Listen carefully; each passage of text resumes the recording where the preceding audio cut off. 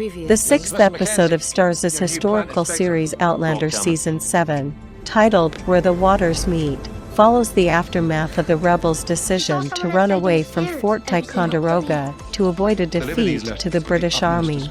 Jamie Fraser and Claire Fraser lead a group of civilians away from the fort, only to confront severe challenges. Claire ends up at the British camp and meets Jamie's son William Ransom. Back in the 20th century, Roger meets a mysterious man who is sneaking around his house. Intrigued by the nuanced ending of the episode, we have dived deep into it.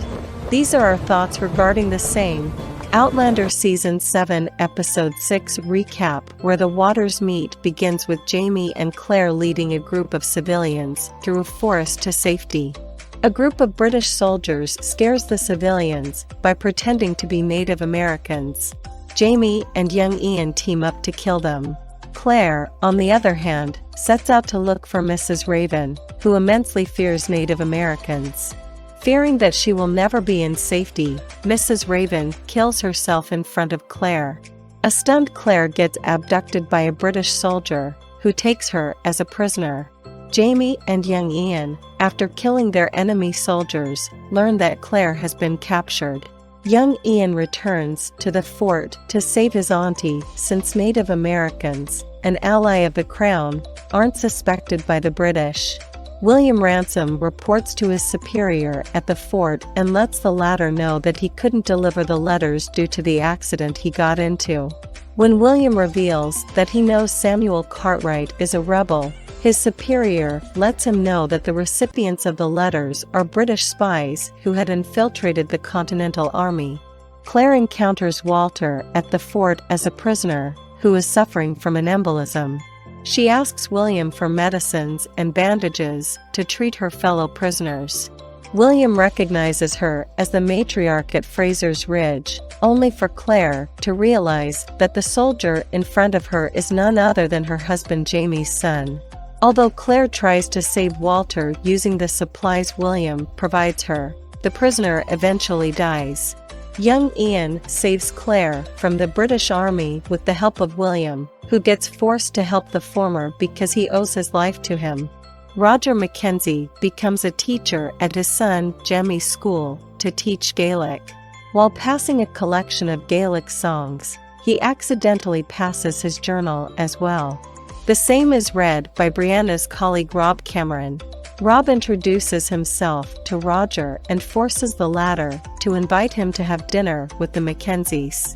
Outlander Season 7 Episode 6 Ending. Ever since Jamie starts talking about interacting with the Nucklavi, a horse-like demon in the Arcadian folklore, Roger has been aware that someone is lurking around Lallybroch, pretending to be a demon. After the class, Roger sees a man and chases him. It is evident that he also recognizes the famed Nucklavi, who is none other than William Buck Buckley Mackenzie, the illegitimate son of Dougal Mackenzie and the 20th century-born time traveler Gillis Duncan. They are both from the same family, which makes Buck a distant ancestor of Roger.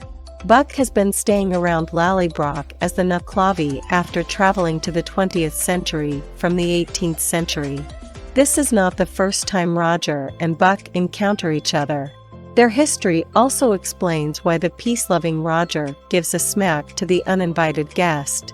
In the 7th episode of the 5th season, after Roger has traveled back to the past for Brianna, he encounters Morag Mackenzie, Buck's wife. He embraces the woman, who must be his great-great-grandmother. Buck, however, gets offended upon seeing a stranger embracing his wife. He not only beats Roger, but also hangs him, only to leave him to die. Although Roger escapes from the life-threatening predicament, the incident is nothing but traumatic for him. Roger smacks Buck as an act of vengeance for trying to kill him back in the past. In the upcoming episodes, Roger may find out why Buck traveled through time, likely hoping that it is not just to scare his children Jamie and Amanda. Why doesn't Jamie leave the militia?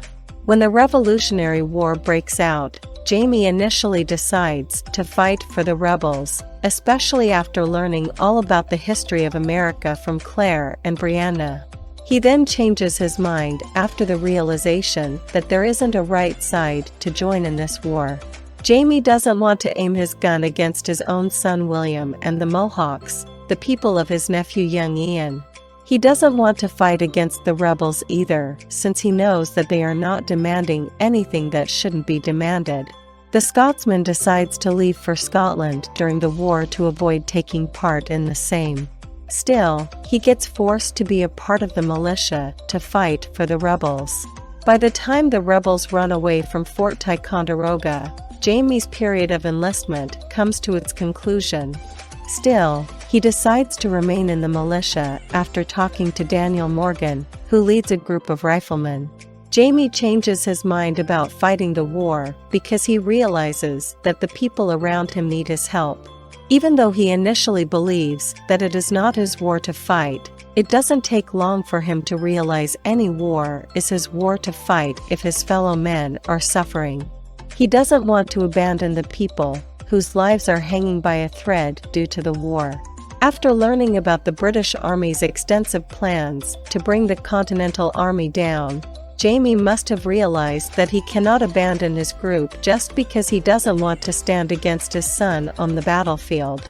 He must have perceived that the war is more than him and his son, which seemingly convinces him to say yes to Morgan, who seeks his participation beyond his period of enlistment.